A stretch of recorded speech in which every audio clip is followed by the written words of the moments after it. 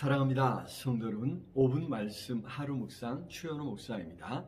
출애굽기 13장 17, 8절 말씀 읽어드리겠습니다.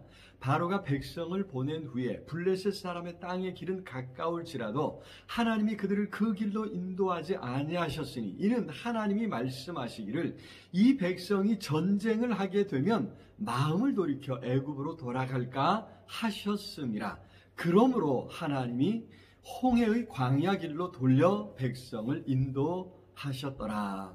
아멘. 하나님의 놀라운 능력으로 이스라엘은 애굽에서 나올 수 있었습니다. 바로는 꼼짝없이 항복하고 이스라엘을 내보냈던 것입니다.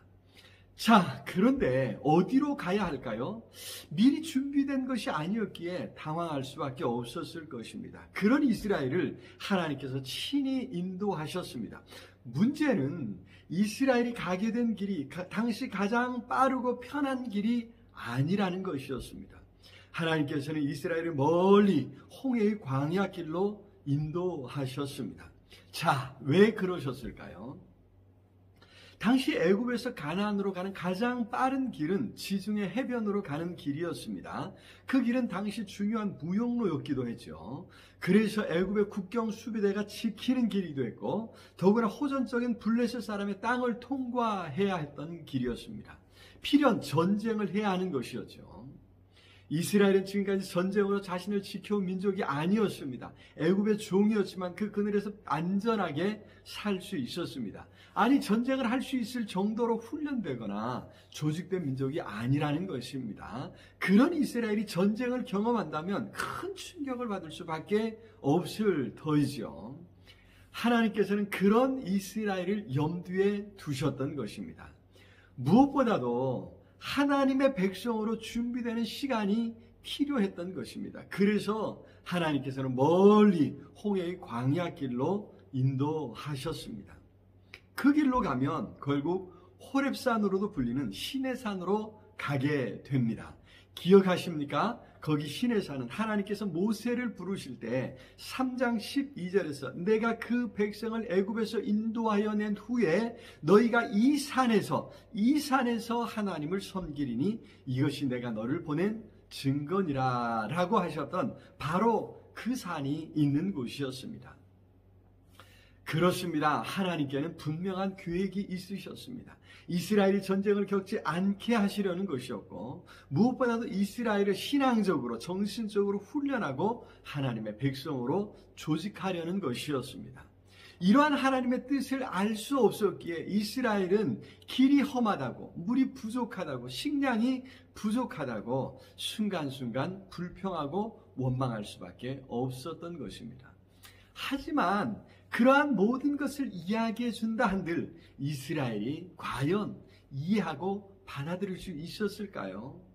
이스라엘은 그저 하나님을 믿고 하나님께 맡기며 하나님의 인도하심을 순간순간 따라가는 길밖에 없었던 것입니다. 그것이 사실 가장 안전하고 가장 의미 있는 길이라고 하는 것을 우리는 알 수 있는 것입니다. 우리도 살아가면서 스스로 의도하지 않은 수많은 순간을 겪게 될 것입니다. 어떻게 해야 할까요? 어디로 가야 할까요? 전부 알 수는 없을 것입니다. 다만 우리는 주어진 그 순간 무엇을 해야 할지를 결정할 뿐입니다. 감사한 것은 하나님께서 그의 뜻과 계획 속에 그의 백성을 인도하고 계시다는 것입니다. 우리의 걸음걸음 인도하고 계십니다. 그래서 우리는 매 순간 하나님을 바라보며 그 선하심, 인도하심을 따라가야 될 줄로 믿습니다. 우리가 따르겠다고 마음만 가지면 우리가 깨닫지 못하는 순간에도 하나님께서는 우리를 지키시고 인도하실 것입니다. 어떤 일이 있어도 염려하거나 두려워하지 마시기 바랍니다. 우리는 하나님의 계획 속에 있고 하나님의 인도하심 가운데 살아가고 있는 것입니다. 어디든지 예수 나를 이끌면 어디든지 예수 함께 가련네.